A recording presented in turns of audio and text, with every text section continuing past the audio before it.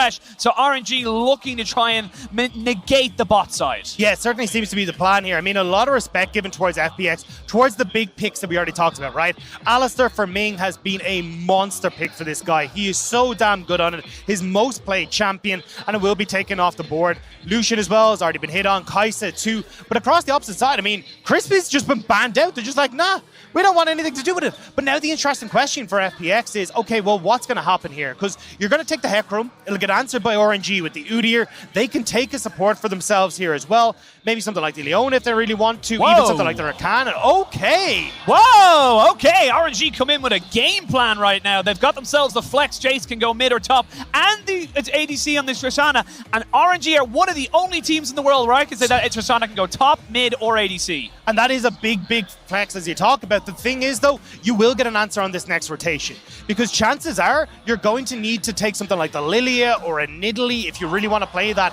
AD mid laner style and an AD top. So for this, you gotta go, okay, we're locking this in, FPX get an answer. So I just secure the bottom lane here as FPX. I take my hands off the wheel and just go, cool, we will wait to see what you want to do, and then we can go towards our game plan. They lock in the Xayah. Do they lock in their support? FPX hovering that counter pick Aurelia. We saw it in the playoffs and throughout of the regular split how damn good Nuguri can be. Okay. And it is locked in. This man does not need an introduction on this champion. No, he's a monster. And he absolutely wipes the floor with Xiaohu on this pick as well. I am so damn excited to see Nuguri on it. Now, in the series against Ore did a really good job of camping Nuguri, making this pick absolutely obsolete. So if RNG do want to play that style, can work, and it means that Tien will need to give resources towards Nuguri in that top lane. There's the Udyr that we're expecting. So essentially this says that, okay, either we're going to go towards an AP top laner like the Gragas here, coming in for RNG, or that Jace is guaranteed top, you're getting the Tristana bot side, and we can try and figure something out else along the way. Again, FPX don't necessarily know who is going up against the Aurelia. You know, Xiaohu has actually played the Tristana to great effect in that top side. We have, of course, seen the Jace go towards Cryan as well. So a lot of different moving parts here, but it depends on what you're going. But look at these bans. They're just saying, you know what, Crisp? No, you don't get to play League of Legends. 4 bans from RNG and 5 if you can count the Alistair on FPX. Yeah, and I mean, you can keep going down the list here, right? Nautilus is going to be a big one for me looking at this. You can potentially go towards the Leona as well.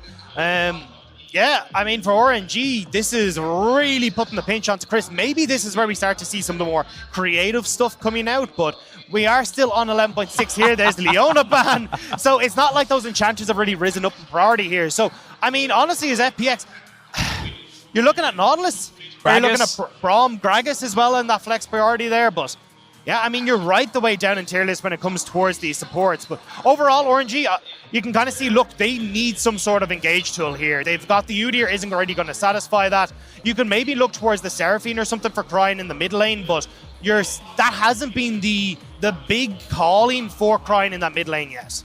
Well, Orianna and Victor are still available for both of these ones. I feel like it will be a swap. It is going to be maybe the Nautilus here. Will be, yeah. You feel like it's going to be the kind of knock-in here. They're going to keep that last pick for their flex. They're going to lock that one in, no problem whatsoever. And now FPX, got to pick your support. You got to pick your last solo laner. The Maokai is something we haven't thought about in a while. Actually has been picked quite a bit. Yeah, we saw it towards the end of our split, but it really wasn't doing what it was needed. So I actually prefer the Galio pick here. I think Galio does a really good job in the early stages of bullying Nautilus out of that bot side. You can work wonders as well against any sort of engage tool. And if you end up playing into this like split up map style where you've got Aurelia in a side lane, you have this Galio that can always help her out in these situations. Doomby going to go back towards his pretty much tried and tested at the moment, which is either the Orianna or the Victor, hovering the Orianna at the moment.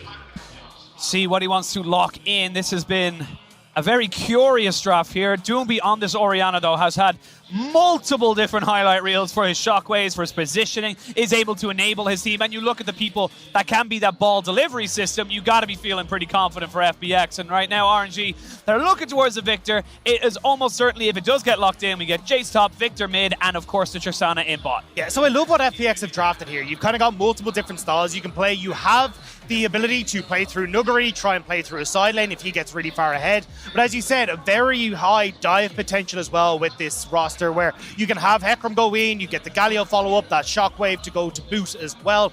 And when I look over at the side of RNG, it very much is going to be a case of, okay, can we try and control these choke points using the gravity fields, make sure that we're not being dove on too heavily, and then start to look towards if we can get the range advantage that we have with the Jace, with this Tristana, with this Victor, and poke out FPX before the fight really kicks off. Looking at these bans, the more things change, the more things stay the same. As we get a apart from the Galio support, we get a very, very stock standard draft here. But you can see RNG, they want this Tristana to get ahead. They want to be able to kind of, create those zones of control with the Victor, with the poke from the Jace, and then control the map through objectives. Well, I think you've got a lot of options here as RNG in the early stages. You can try and play through this bottom side. Tristana will have the natural push power there. You can look towards these early dragons if you really want to. You can also play through this top side, making sure that Xiaohu's able to stay safe in this chase, push in the wave, bully on towards the tower. And as long as you've always got the excuse that a jungler might be around, Nuguri can't go in aggressive. He needs to respect Wei at all times. So I think you've got multiple lanes that you can try and work through here as RNG and try and power yourself ahead. But if you do end up falling behind to how much dive potential is on FPX's side, you're going to be in a lot of trouble. Yeah, you look at the side of FPX, that team gets himself a gold lead. It is going to be a tough time in this game one for RNG, but they've obviously put in a lot of emphasis onto this bot side. Let's see if it ends up paying dividends as we jump ourselves into game one of this best of 5. The rosters are locked. The champions have been picked. We are going straight into first game.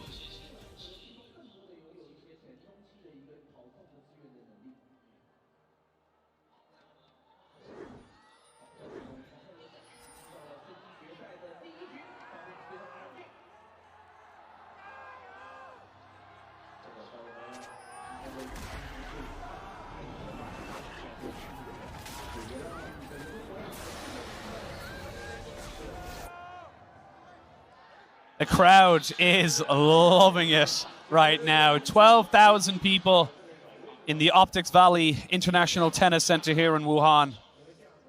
As we start off the game, and momentum is such an important factor for these two teams. We saw how quickly FPX can explode onto the map. We can know how both these teams can use an early game advantage. And that's the big one here. I'm literally looking at the FPX team and going, right, what did you do in round 4 playoffs, right? You grouped up with Crisp, you grouped up with Zumbi and Tien, and you invaded onto that bot side jungle. This time around, because Gala and Ming have that push on bottom side, it's going to be a little bit more difficult for them to try and go for this style. And I really feel like that will open up Wei to have more of an impact in this game, and certainly towards that top side and around Xiaohu, because as this Jace, your prime objective is to start to chip away at this tower, chip away at your opponent. But if you can't get control over this top lane, if you don't have the vision control, it makes it very, very difficult to go for that. Well, already straight away, RNG getting some push priority. It is something, of course, with the passive you get with the Tristana, able to get that early little bit of push, get your early level 2. You have to respect that burst as well with the Halo Blades. And right now, these seems to be all pushing lanes for the side of RNG. They are going to put a lot of damage on the Crisp, but he is forced to flash. Big summoner down here for FPX. Yeah, and it's going to put some manners on this FPX bot lane as well. As we already said, look, you've got a lot of pressure coming through from Ming and Gala. And with both junglers pathing towards this top side, you can actually have Ming and Gala now play up towards this scuttle. And you've got a prime target increase if FPX try to work as a 3-man unit to protect that scuttle. This is why we see such an emphasis onto something like Tristana, because you get, not only do you get massive late game, I'm going to stop myself, Xiaohu, being kept honest here by Nuguri. He does have to make sure that he doesn't get too cocky or too comfortable. But like I said, the Tristana, a lot of the early game priority despite being seen as a late game champion. Yeah. I am looking at this top side though. RNG do know that Tian is up here. They had a ward on the blue buff that's just timed out, so they're well aware of Tian's pathing here. And you can already see Wei is moving in just to see if perchance they can find a horsey run in here. Is pushing in towards Xiaohu. Tien is there. He does spot out Wei with the Scryer's Bloom. And now they can use this top lane priority to try going, and mid lane priority to contest around this scuttle. It's going to be taken by Tien. Now that they want to go for a fight, you don't win this way, but there's no flash. And now Tien's a little bit too far forward. TP is going to be committed here, but Doomby was always going to be as he tried to get himself back into the lane. But Tien now Trying to play happy slaps here with Wei, and definitely coming out the better. They ain't looking so happy though, and even though you've got Ming and Gala can roam up here, I'm not certain if they can contest this. Wei does have Smite though, so he's actually going to be able to heal up off this, and as we talked about, Chris not having that flash in the bottom lane, coming back to bite them in this scenario.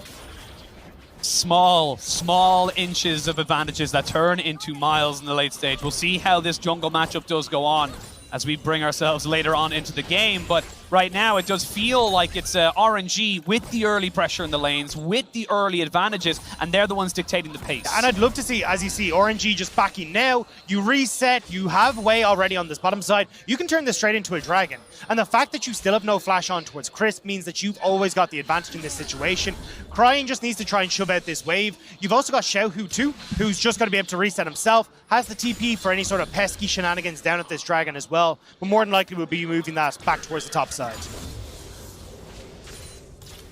And something you mentioned as well when we were talking just before we came into this first game was like, you know, Doomby, he pushes in, he does go for those aggressive trades, he does get rid of his mana bar, but what you said was that he comes out on top and then he pushes out and he's able to get the roam off. This side of the matchup, he's actually not able to get it.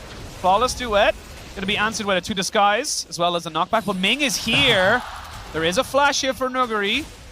Ming, again, just trying to keep the Aurelia honest. There's not going to be any lollipop in there for that particular skill shot.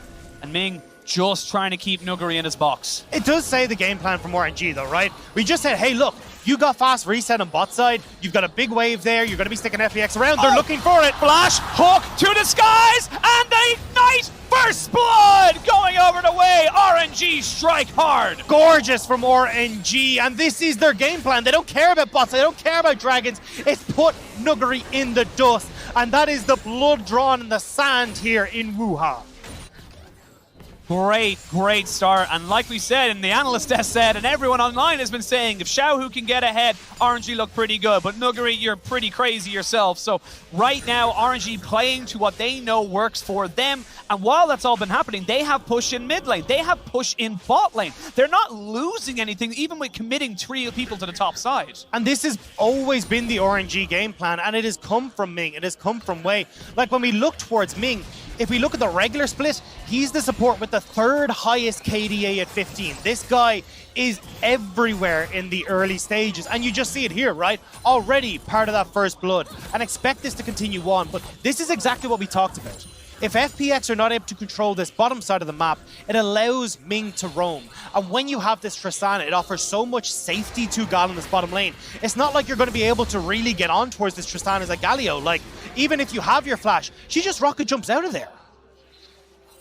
And you can see the game plan, I suppose, from RNG all the way back in draft. Let's ban away all the champions that can punish us for roaming too far or for anything like that. It's like, right, cool, now you pick Galio. What are you going to do? Like, you can't, there's no real world where a Gala ever gets close enough where your hard CC lands and you get the taunt before he jumps. So this is kind of all in the massive scope of things, coming down to those very small little details they changed in their draft. And I know you talk about this a lot, Penguin, but the mini metas that start to come out, and when you look towards the mini meta that can come through here, maybe we do start to see higher priority on towards the supports, but Hook! Great hook. Ming is on form, puts himself in front of Chris so he cannot escape. They're going to put down some damage. Gala gets gifted a kill. RNG are all over the map. There's nowhere to go. There's nowhere to hide. Ming is on fire today, and this is when RNG are dangerous.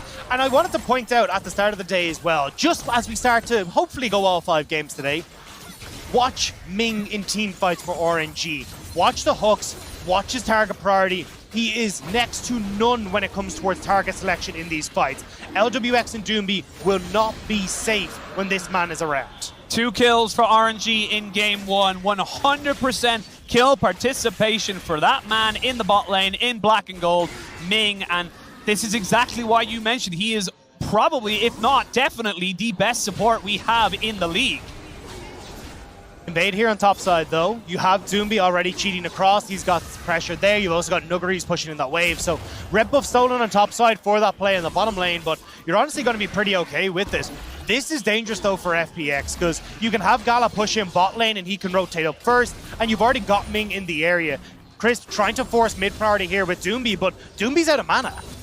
Gonna be not in the best of situations to contest this, but it looks like the rest of RNG don't really want to go for it. They know it's going down. They know they're not really in the best of situations to contest. They're going to get themselves reset and back themselves up. Or are they? They are pinging towards this top side. You can see question marks coming down. Ming is just sticking around. They're just, yeah, exactly, hanging on for a second or two to go, okay, do they try and suddenly use this Rift Herald top? Do we need to be able to try and counteract this? But RNG are happy to make this trade right now. Gala staying on this bottom side, LWX can't defend. And you can see he's already starting to work his way through these turrets, making sure that he's keeping this advantage over LWX that all started with that early flash burned onto Crisp. Oh, Gala pops out the buster shot. Now Xiaohu might be in a little bit of trouble as Tien does get the rampage down, gets the knockback, but there's the ghost. Has got the ultimate available, flashes, but the Vanguard's edge is like a sniper straight through the heart of Xiaohu. Nuguri on Aurelia. Headshot from Nuguri straight over the wall. And this guy is lethal on this pick. We saw on the analyst desk the clip we had of his flawless duet. Well, now it's the flawless Vanguard edge, but bot side once more. Wei is hovering on this bottom side. Gala did mess up his jump, but the exhaust comes down. There's the ult here, and Crisp has to flash. It was a bit of a move here, but you've Wei on the bot side. Wei is on the bot side. You've also got Cryin, who does have TP up in a few moments. Crisp hovering here with Tien. Oh, but they have got Tien here as well. Crisp is going to heal here. Is he going to be able to keep himself alive? No! It's a trade of 1-for-1. Jungler for support. You don't have your AD carry, and Gala, it looks like he's not even going to try and help out his support. He's just going to have to sacrifice Ming. He would put himself in too much danger, and now we're at 3 apiece. Really smart pathing from Tien, staying just out of sight on that bottom side, baiting in Wei. They knew that the RNG jungler was going to be on the bottom side of the map, and they bait him in perfectly. Now, on top. Well, another flawless duet, but this is going to be the... I'm not going to get too excited for every single one unless someone else is here, because that knockback is going to pretty much negate it, but Nuguri needs to be a little bit careful. He's taking a little bit more punishment because of that serrated Dirk. The big thing here that I want to see, though, is how does Tien try and use this Rift Herald? Because honestly, I feel like you need to get this top lane going, and they already have Crisp moving up here to try and make some sort of play. If you can have Tien, who's already passing topside as well, doubling down on that, cracking open this tower, and making sure Nuguri's free to roam around the map. Xiaohu does not have flash, needs to respect that if Crisp is able to get any kind of charge onto him alongside the taunt, he would be a dead man for sure. They are just waiting, and I like this from Xiaohu. He's going to say, you know what, I got some Krugs over here, I'm going to take these first. And Gala's getting so much free time and gold on this bot side. He's going to be a monster when we hit those mid-game team fights. Yeah, the Tiger senses are tingling for Xiaohu in the top lane, and on bot, as you said, Gala, he's just free farming. He's totally happy with this. He's got a 20 CS lead, he's got the turrets. Tien's in a lot of trouble, might have to use the Onslaught of Shadows to get away. Does use the Rampage, has got himself the Rift Herald, but I don't think they want to take it just yet because they know they can't get as much out of it. And this is what I've loved about Wei, right? He's been so good when he's allowed to play his game at being able to figure out what the opponent's trying to do and shut it down before it happens. He just gets onto Tien as he would love to be able to use that Rift Herald top. He's now got the base, and you shut down that early aggression from FPX. And for RNG, you now know Crisp is down bot side. You can maybe hover towards it again. Tien is going to take the scuttle and probably go back towards the top, but you're just kind of trading. You're just going to lose a tower. Yeah, you're just going to lose a tower. You're kind of just trading right now until you show yourself, and that's when people can know. Now RNG, they see him on a ward. You can see the pings coming out. Another fantastic hook there from Ming. Lands onto Crisp as LWX just gets focused out by Gala. You can't defend this tower anymore, FPX. You have to back away. You gotta completely move off of this one. And again, every time LWX moves up, Scala's like, cool, you know what, I got a little bit of a range advantage, I got a bit of a burst advantage, and now Wei with Ming in tow making their way down here. Well, they know that Wei is here. They're actually going to use the Rift Herald into mid lane as Cryin was trying to cheat towards that bot side. They are going to trade 320 gold. Actually, all going to this jungle here, so Tien getting all of that. Doomby did not have the mana, did not have the presence to try and cheat away some of that gold. And they would have loved that to have gone towards Nuguri, right? When you look at the FPX game plan, this Aurelia needs to get the ball rolling, but right now she's sitting pretty much even in CS. She's even when it comes to kills, like, it's not really Nuguri snowballing ahead.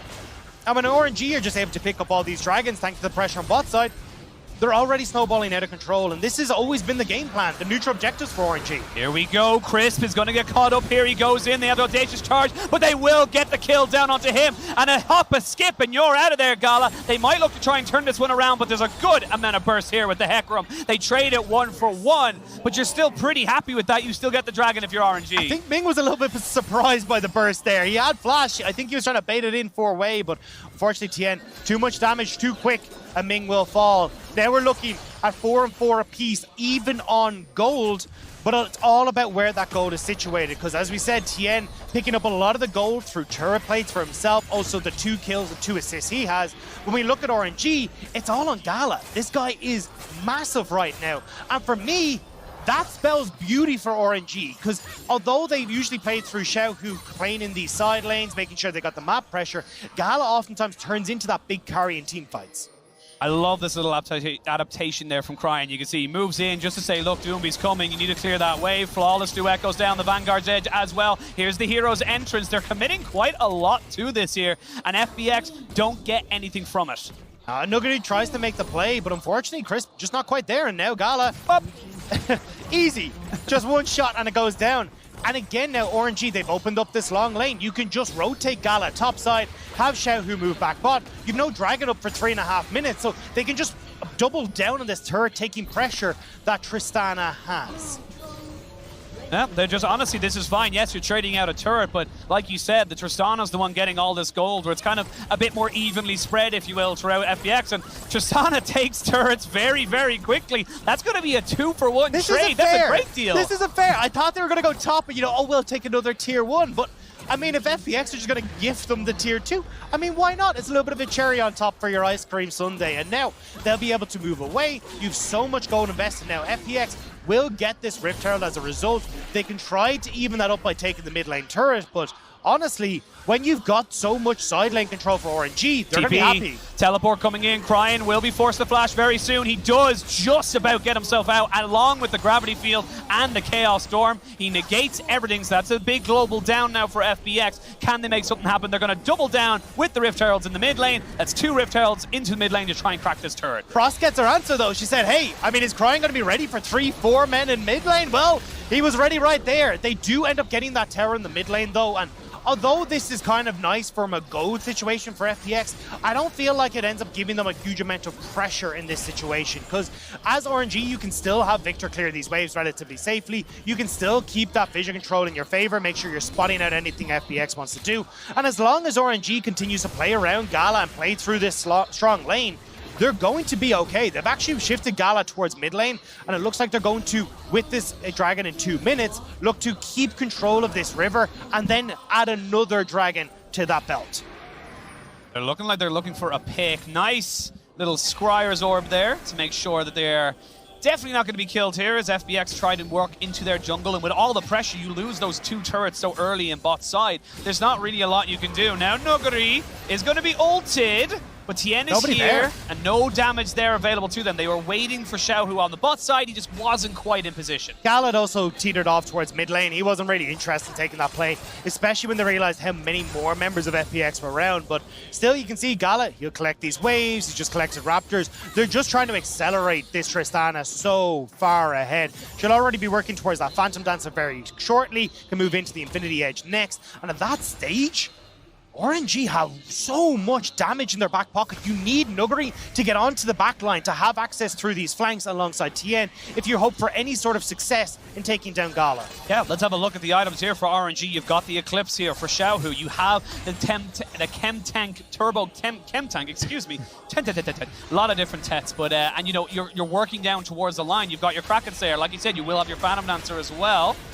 They do take themselves the Scuttle, but they get the taunt down. Way forced to flash. He's a tanky boy, but he needs to be alive for the next 40 seconds. This is pretty big for FPX, though. They do get full control over River. They burn the flash on the Udyr right before this dragon is about to spawn.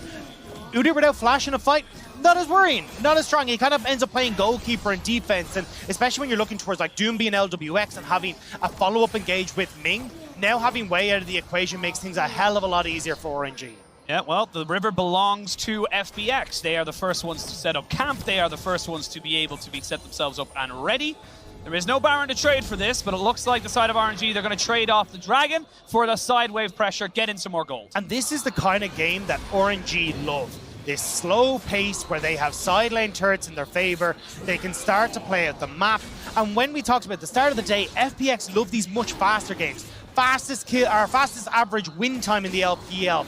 Most kills per minute, and nearly averaging 1 kill a minute in a regular season. So for FPX, this is a different style of game. This is not as fast-paced. This is not them striding into the mid-game with a massive gold lead. They've got to fight toe-to-toe against RNG in RNG's favor. RNG, they're trading the turrets. Yes, they knew they were giving up that Dragon, but they are fine with that. They have 2 in their back pocket, so FPX a very, very long way away from actually getting any kind of, stack going for them in terms of a soul. They're able to kind of keep more pressure going. I will say it is very, very nice for FPX right now. You still have that mid lane turret that will just keep your kind of general jungle pretty safe for you as it keeps it well lit. The biggest thing, though, for RNG, I just feel like, all right, let's have Xiaohu push in this extended bottom side of the map. We can then push him through this bottom side jungle in towards mid. And from that stage, then you just outnumber, you outrange FPX in this mid lane, and there's zero that they can do about it. And that's why when you look at FPX right now, they are moving so many members around this mid lane. Nuguri hugging towards mid. You've got LWX who's already situated there. Crisp and Tien also trying to play there. They're trying to prevent RNG from enacting this style and getting the vision control they need to make a play on mid.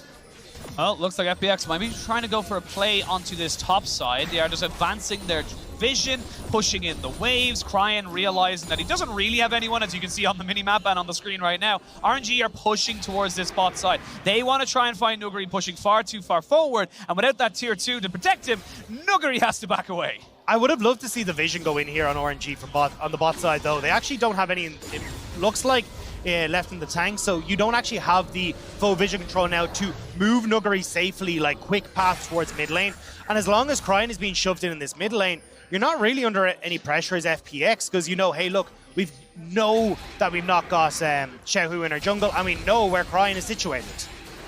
Xiaohu needs to be careful. They now know Tien is there. Tien also knows that he knows he's been spotted. So everyone just kind of backs away. They don't want to take that fight. You now have the Stride Breaker here for Nuguri. So a big, big power spike for him. He's got himself 2 items. And you've got the second item as well for the Dead Man's Plate for Tien.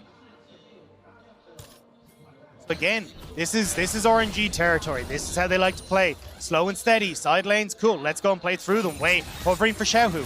Yeah, hovering for Xiaohu. Tien now spots that Wei is there. TP top. TP top. They're going to try and catch out Cryan, who has got a TP of his own. It's a double TP. They don't know exactly where he is. They are going to find him now. The shockwave flash! Oh my god! Do and be, take a bow!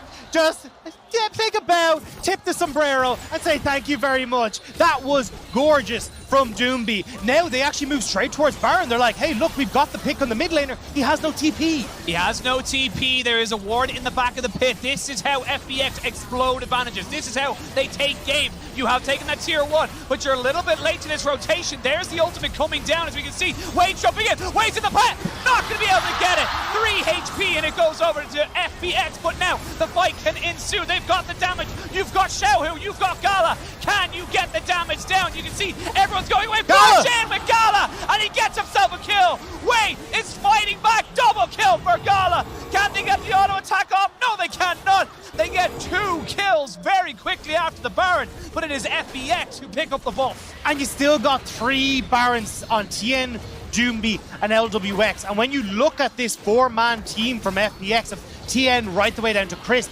that's fine. You can start to push in, you can start to create pressure, you can start to dissuade RNG from being able to play through these side lanes. And especially for Nuguri, right? When Nuguri spawns here, he still has Crisp who's able to join him in a side lane with that ultimate, but this is so well orchestrated by FPX. You can see Doomby checks the bush with that vision, and flash forward into the sombrero. Cryan's, he's got no hope. There's nothing he can do. Played it as well as he could, and you can see here, Baron goes down to about 6 HP, I believe. They all go in 3 HP, I believe, if I look at that correctly. And they're able to finally take it, but it's the fight after it that keeps RNG in this game. Yeah, and you can see how much damage Gala's been able to dish out here, right? He basically dishes all of it out onto Tien. Tien's forced away. He gets in onto the back line there as Crisp is forced to flash to try and dissuade him. Like, Gala is huge right now. Sana is on 3 items. You have the Infinity Edge comboed, but Tien is on the backside. Nicely done. They have the ball delivery system, but it only lands onto 1. The Chaos Storm is ripping him apart. And speaking of ripping it apart, Gala going to try and do his best. He gets taunted up. It ends up being Nuguri jumping in onto the backside. He's going to find Cryan, who goes golden. It's a trade of support as everything's going super low. Way finds it, but Gala and Xiaohu is dead. It's Doomby. It's Gala as he jumps in. He's trying to get it. No! He will not be able to survive! The feathers come back, and it ends up being a 4 for 4. These teams! It's bloody! It's battered teams! They are bruised beyond recognition at the end of these fights. As Toombi might want a round 2, but the bell doesn't sound this time. FPX, they tried to make the play. Gala plays it beautifully, and now there's only 1 Baron left on FPX's side. 30 seconds remaining even until that's gone. FPX don't get anything from this Baron. The gold is literally nothing. It is even. It is a 500 gold lead for FPX. There's absolutely nothing there. And Gala has himself 3.5 items. That is your win condition. And that means that you have a very large target on your back. You can see trying to catch out Xiaohu, but they whip the shockwave. Yeah, Xiaohu able to flash away there. And watch Gala here. I love this. He goes towards Tien. It's like, right, well, Tien can't follow up. Crisp is well away from everyone. Now, Cryan does leave himself separated, which gives Nuguri the opportunity to go aggressive here, but Gala is feeling himself on the backside here as Doombi is doing just as much work as Gala, trying to make sure he can get everyone down. Gorgeous recall here from LWX, barely able to finish off the Tristana. Now, though, you can see FPX back on the map, second dragon in their favor as RNG looking to try and play through this top side. And you can see in that fight, it's said by the damage numbers, like LWX didn't get a chance to plant his feet. He didn't get a chance to put down the feathers and to create that thing. But you can see the pure damage that can come out. It was 1 auto attack that Gala secured the kill, and the rest of the feathers brought him from about 60% HP to nothing. And here's FPX, right? You need to now double down on, we need to get Gala.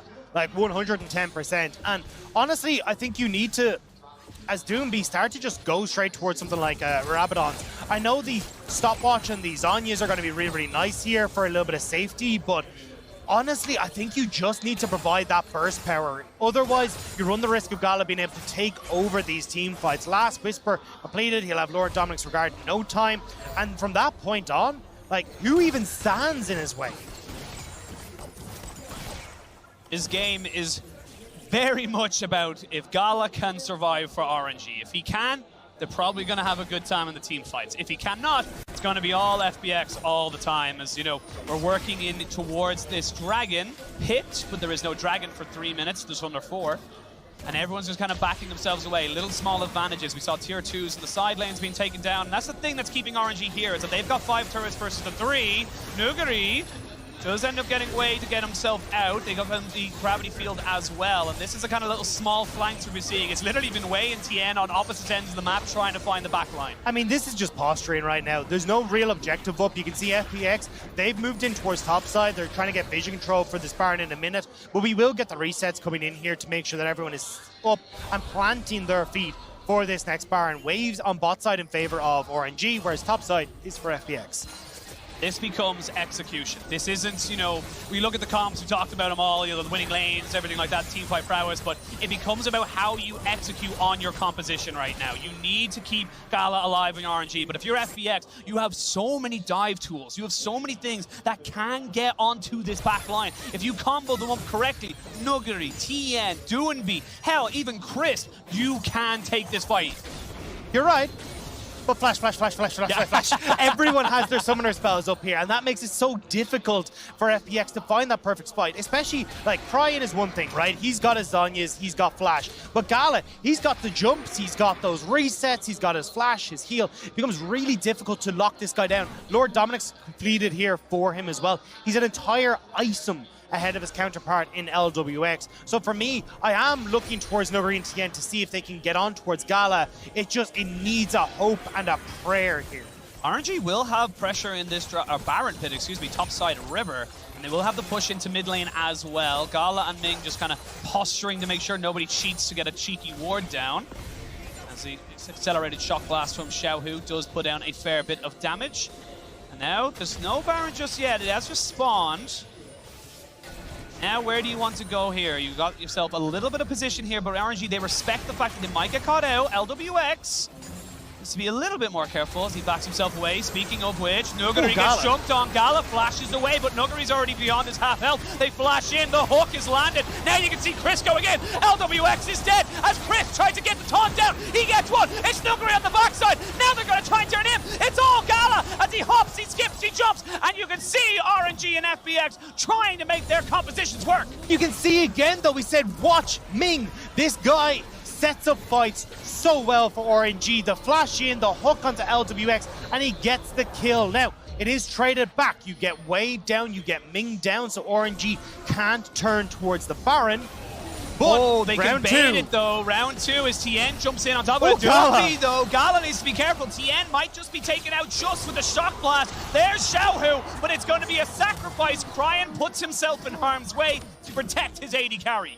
Now Gala's still on the run. He gets caught though. He caught and he's shut down. Super carry doing me. 6-0-4, and he is keeping FPX on the map. And it doesn't matter what Doombee's playing. It doesn't matter whether it's these unusual picks like the Kled or the Renekton. Orianna and Victor have become his prime picks, and it's for reasons like this. He has been so damn good when it comes towards these team fights. And in that isolated 1v2, there's nothing that Gala is able to muster. This is game 1. This is game 1. This is game I'm 1. so ready. Just give me more. This is what I want. The gold lead has stuck at 500. It hasn't gone anywhere. There is a dragon in about 7 seconds, and you got to say, with the 2 carries on RNG down, you have to favor FPX to be able to put themselves in soul play. And despite the fact that RNG had set them up with all these early dragons, they weren't actually able to capitalize on it. The resets weren't quite there. FPX were able to move in a little bit quicker. We got towards some nice team fighting from FPX right as these dragons came up as well. And suddenly this has turned back in FPX's favor. Now, this is where it gets interesting, right? Because you can look towards Nuguri now being able to operate in the side lane. You have Crisp with that ultimate available. The 4-man unit from FPX can push in mid. Nuguri can look to play on this bottom side. And suddenly Xiaohu isn't as safe in this isolated 1v1, especially with no flash available. Now, look at Xiaohu as well. Like, yes, he's got himself 3.5 items. He's got a hell of a lot of armor pen, but 4 items for Doombe. He's finished up his Void Staff. He also has the added protection of the Zhonya's. He is 1 item, which we imagine will be a death cap, away from full build. It's going to be him versus Gala, you got to feel, and the rest of his team's just trying to keep them alive. And for RNG, you're now moving up towards this. You're getting yourself vision control. You're setting yourself up to try and make sure this doesn't get snuck away. The thing is, I mean, look, Cryan can still do massive amount of damage in this game. It's just that when you look at his build, right, he's had to go towards the early Zhonya's. He's nowhere near as accelerated as Doombe. So there's just that massive discrepancy in the mid lane, and it is that massive discrepancy in the bottom lane in favor of Gala. So these are your 2 picks as Cryan very quickly TPing out. He had to. He had no choice. He had to get himself out of there. He had no idea where the rest of FPX were going from. He had to make sure that he did not die, because if he dies, this Baron goes down. And speaking of Barons going down, FPX are going to start it. Being in the pit, though, means that they don't have a huge amount of flank opportunities, and Gala can stay pretty safe. It's dead. They can go for it. They don't need to go for anything. Shockwave lands on the 2. They lose Crisp, but they gain the Baron. Now, can you get anything else? The flawless duet does not land. Gala taken down so quickly. Vanguard dead right out, because Nuguri is a little bit isolated. The rest of his team comes back out on top of the blast cone. There's the onslaught of shadows as he gets Diane away, and that's going to be it. Nuguri baits them all in, and RNG are now running for the hills. They cannot fight this. FPX bait and outsmart them around the Baron, and FPX get the ace. Nuguri is inhuman. The fact he managed to get that stopwatch into the flawless duet right as Gala jumped over the wall means that now FPX are in prime position. They've got the Baron, they've got the wave. They can look to end it all here, Penguin. They can go for the first victory in this best of 5, and what a way to do it. It was RNG getting advantage after advantage after advantage, and FPX Nuguri, FPX Doombe step up for their team, and they will take first blood in this best of 5. What a game 1. Give me more of this. This is the LPL finals that we wanted. This is what we expected from both of these teams. And the fact we are getting these individual performers that make or break these series says it all, Penguin. What a way to kick it all off. And I think for a lot of people, there's a lot of positives there for RNG. You had a lot of things that went well.